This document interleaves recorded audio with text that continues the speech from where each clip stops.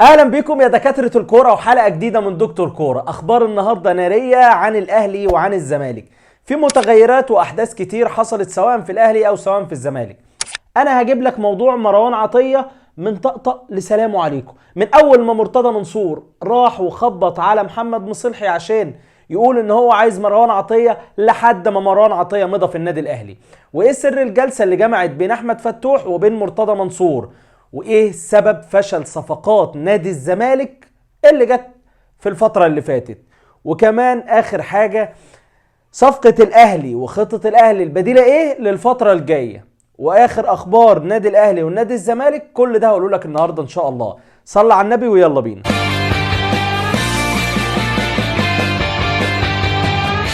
مبدئيا كده حصل جلسة بين مرتضى منصور وبين احمد فتوح بعد طبعا كمية اللغط اللي حصلت، واللاعب بيتعاطى مخدرات واللاعب مش عارف ايه. وايه سر بقى النتيجة؟ يعني النتيجة بقى طلعت ايه في النهاية بعد الشو اللي انت عملته ده كله؟ في النهاية النتيجة طلعت بسلبية التحليل، سواء بتاع تحليل عبد الله جمعة او تحليل فتوح، وده امر طبيعي. الفكرة بقى ان هو جاب فتوح طبعا بعد معاناة ان هو يجيب فتوح نادي الزمالك تاني عشان يعمل معاه جلسة، ولان فتوح كان غضبان جدا من الموضوع يعني. فبعدين جاب فتوح وكلمتين واعتذار ومش عارف ايه، وبالتالي فمرتضى منصور بقى عايز يعمل فيديو عشان برضو يطلع يتكلم ويقول ويحكي. اللاعب رفض قاطع واكتفوا بس بصورتين وخلاص على كده، ولا فيديو ولا مش فيديو. وامير مرتضى رجح برضو نفس الكلام بتاع احمد فتوح وقال خلاص الراجل جاي يعتذر فنلم الدور ويلا فتوح يمشي وخلاص، فتوح ابننا وقاعد عندنا مفيش مشكله. وفتوح كده كده زملكاوي ولاعب تقيل ويضيف لاي مكان يروحه، سواء فضل في نادي الزمالك فهو تقل لنادي الزمالك، ولو خرج انا اتمنى فتوح يخرج يحترف بره لانه لعيب تقيل. مرتضى منصور بقى اللي يغيظك ان هو يطلع ويقول انا مش عارف الناس عايزه ايه من نادي الزمالك. الاشاعات اللي بتطلع على نادي الزمالك دي طلعتوها ليه؟ يا عم مين اللي طلع؟ يا عم انت هتعمل لي ايرور في دماغي. انت اللي قايل انت اللي طالع وقايل ان فتوح وان عبد الله جمعه بيتعاطوا مخدرات او بيتعاطوا مش عارف ايه، وبالتالي رئيس منظمه لجنه المنشطات العالميه بعته مندوب لنادي الزمالك عشان يعمل تحليل للعيبه دي، والنتيجه طلعت بسلبيه اللعيبه دي. يبقى الزمالك لازم يحل مشاكله بنفسه ويقفل عليه، لان كتر الكلام على نادي الزمالك الفتره الاخيره كتير جدا، وانا شايف ان ده هيسبب مشاكل، سواء بقى مشاكل اداريه سواء مشاكل للعيبه. انا مش عارف اصلا انت هتكمل ازاي بالنمط ده، انت كل يوم في مشكله مع لاعب. سامسون اكينولا، ابراهيم انداي، زكريا الوردي، اللعيبه اللي نادي الزمالك جابهم ولسه ما كملوش 6 شهور، اللعيبه دي فين؟ اللعيبه دي فاشلين فشل ذريع، والفشل ده من اللعيبه والفشل ده من الاداره اللي جابت اللعيبه دي. مين سامسون اكينولا ده اللي جابوه؟ سامسون اكينولا دلوقتي نادي الزمالك عايز يعرضه على انديه الدوري المصري ومش راضيه بيه. ده بل كمان كانوا عايزين يجيبوا صفقه اللي هي بتاعه جون ايبوكا اللاعب اللي كان بيلعب في انبي وحاليا بيلعب في سيراميكا كليوباترا. كانوا عايزين يجيبوا اللاعب جون ايبوكا ويودوا لسيراميكا كليوباترا سامسون اكينولا. نادي سيراميكا كليوباترا طلب 2 مليون دولار، يعني رقم خزعبلي واكيد رقم كبير جدا ورقم عالي. ما اعتقدش ان نادي الزمالك اساسا الخزينه بتاعته تسمح ان هو يدفع الارقام الكبيره دي، ولكن سامسون اكينولا معروض ومتاح حاليا لاي حد في الدوري المصري. هم عايزين يخلصوا منه باي شكل عشان ممكن يجيبوا صفقه محترمه تفيد النادي. الغريب بقى ان نادي الزمالك محتاج تدعيمات. محتاج تدعيمات. نادي الزمالك هيلعب في دوري ابطال افريقيا، ايوه هيلعب في دوري ابطال افريقيا. محتاج لعيبه تشيل الفريق لان الفريق ناقصه كتير جدا. ما تنساش كمان حاجه، ان انت عندك نادي الزمالك بادئ من اول الدوري ماشي كويس جدا لحد شويه المشاكل اللي حصلت بدأنا نحس ان نادي الزمالك في عنده ازمات بره الكوره كتير جدا، فده مأثر وبيأثر وهيأثر على فريق الكوره بكل تأكيد. اتمنى ان نادي الزمالك يقفل عليه. وفي خبر سعيد لجماهير نادي الزمالك، وهو ان في عقد رعاية من شركة النيل للتطوير العقاري. العقد ده ب50 مليون جنيه في السنة، العقد ده مدته 4 سنين، يعني توتال 200 مليون جنيه مصري. طبعا احب اقول لك ان طبعا لاعب الجولة ال 12 هو اليو ديانج، واليو ديانج يستحقها عن جدارة. راجل كان عامل مباراة كويسة جدا قدام انبي، وراجل كان نجم من نجوم المباراة. ولكن هذا لا يمنع ان رمضان صبحي كان برضو من نجوم الجولة دي مع نادي بيراميدز، اللي جاب جون قدام غزل المحلة وصنع هدف، وكمان يعني نادي بيراميدز جاب 4 أهداف، جونين حاطط اسمه فيهم، حتى الهدفين اللي هو ملوش علاقة بيهم فهو كان التمريرة المفتاحية للفريق. فعامل شغل كويس جدا، بس انت اخترت تتسند على الفلوس، ولعيبة الاهلي بتتسند على الجمهور. هو ده الفرق بس بين ايه، بين ان انت تختار ايه وفين، سواء اهلي ولا زمالك. على فكرة الكلام للاتنين، سواء هتلعب في الاهلي او سواء هتلعب في الزمالك. اول ما تطلع من باب نادي الاهلي او من باب نادي الزمالك فاعرف ان انت خسرت شعبية كبيرة جدا. غير بقى ما اقول لك كلام كتير، ولا اقول لك ان انت بتحط على نادي بعينه او ان انت بتحط على جماهير معينة، ولكن قول لي انت، وقول لي انت ايه قناعاتك. النادي الاهلي هو نادي الشعب ولا لا؟ النادي الاهلي الاكثر جماهيرية في الوطن العربي ولا لا؟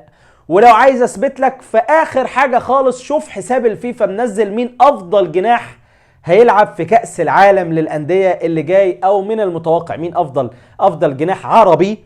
وكان من ضمنهم حسين الشحات وسالم الدوسري والحسوني لاعب الوداد.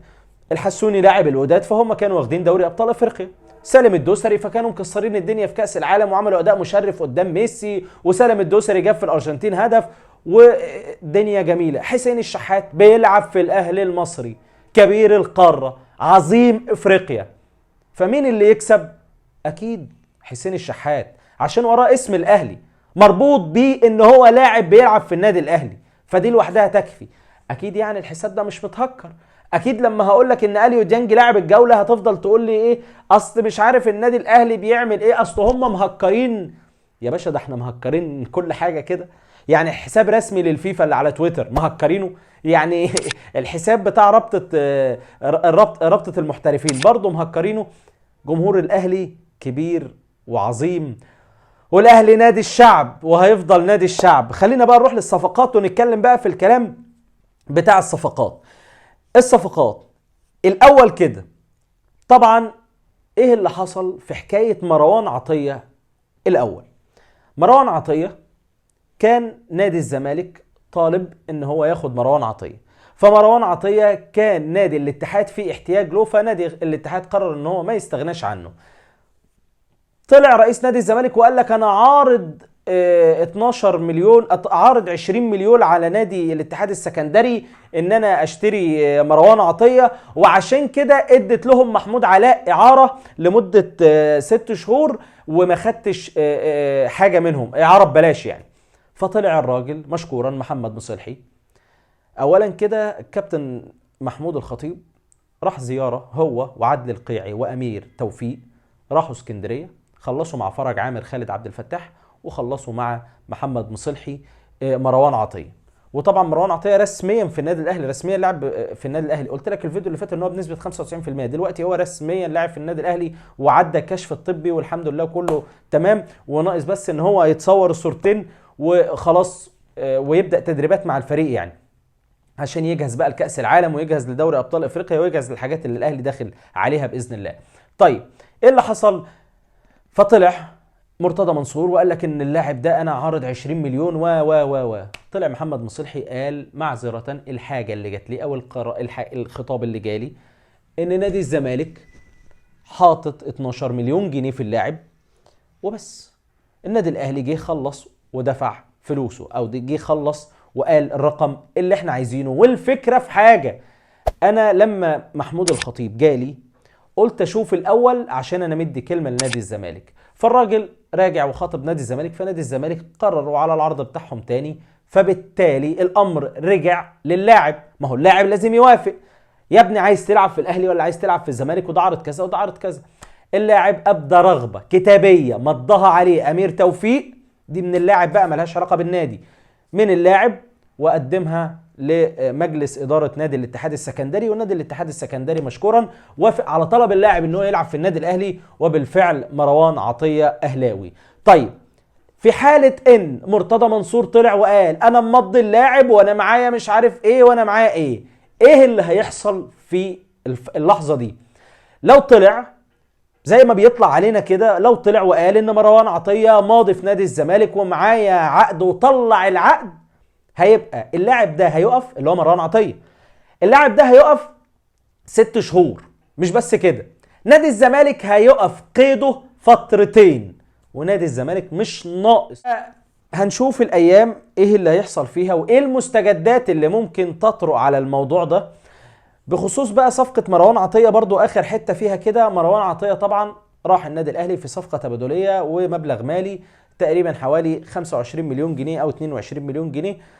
عمار حمدي راح للاتحاد هو ومحمد محمود. بالنسبة لمحمد محمود، محمد محمود أنا واحد من الناس طلعت لما عرفت إن محمد محمود عايز فيوتشر ومش راضي إن هو يبقى في صفقة تبادلية، وطلعت وقلت انت ما انتش اكبر من اللعيب، مش اكبر من النادي الاهلي، وانت ما ينفعش اللي انت بتعمله. بس احب اقول لك ان محمد محمود ابدى رغبته ان هو تحت امر النادي الاهلي في اي حاجه. واللي كان حاصل ان كانوا عارضين على اللاعب عرض ان هو يلعب في فيوتشر، واللاعب محتاج ان هو يبعد عن الضغوط عشان يلعب وكده، وهم بيلعبوا، ما تنساش ان هم بيلعبوا كونفدراليه وبتاع. فبناء على الكلام ده اللاعب ابدا ان هو تمام. ولكن النادي الاهلي ومجلس ادارته لما قعدوا مع اللاعب قالوا له ان مصلحه النادي الاهلي ان انت تروح نادي الاتحاد السكندري عشان نبرم الصفقه دي، وانت ان شاء الله تقدر تثبت نفسك مع الاتحاد عشان ترجع تاني، لان هو من افضل اللعيبه اللي جت في خط الوسط. ولكن حظه وحش جدا جدا جدا. اول مباراه يلعب مع الاهلي لعب تقريبا 10 دقائق مباراه بيراميدز، بعد كده ده في 2019 الكلام ده، بعد كده يلعب المباراه اللي بعدها يجي له رباط صليبي في رباط صليبي في غضروف. فاللاعب يا عيني هو محتاج ان هو يطلع اللي عنده، هو محتاج ان هو يلعب، فهو محتاج له فتره، وان شاء الله هيجي ولاعب راجل، وان شاء الله قد ان هو يرجع تاني للنادي الاهلي وياخد مكانه الطبيعي باذن الله. وكان في تمرين امبارح بالنسبه للنادي الاهلي، وكان موجود فيه محمد الضاوي او محمد كريستو، ده اول تمرين ليه، وبيقولوا ان اللاعب ده لمساته كويسه ومش عارف ايه. ولكن انا ما باكلش بالكلام ده، انا اشوفك في الملعب اشد لك بعد مباراه عملت فيها اداء عظيم، ساعتها اقول ان انت لعيب جامد. شفنا فيديوهات، اكيد كولر له وجهه نظر ورؤيه فيك، وان انت تيجي، فانت اكيد عن اقتناع تام من كولر، وان انت هتكون مستقبل للنادي الاهلي، ونتمنى ذلك ان شاء الله، وكلنا بندعمك ومستنيين منك كتير قوي. فسمعنا ان كلامه ان اللمسات بتاعه اللاعب حلوه واللاعب مبشر وبروميسنج تمام، فان شاء الله ربنا يوفقه. نفس الكلام خالد عبد الفتاح هياخد شويه على الاجواء باذن الله. وكريم الدبيس طلعوا كولر وقعد معاه جلسه عشان يسند في الناحيه الشمال مع علي معلول ومحمد اشرف، ووعدوا ان هو لو ركز وشد حيله هيبقى له مكانه، وان كريم الدبيس يطلع. اعتقد ان دي حاجه كويسه.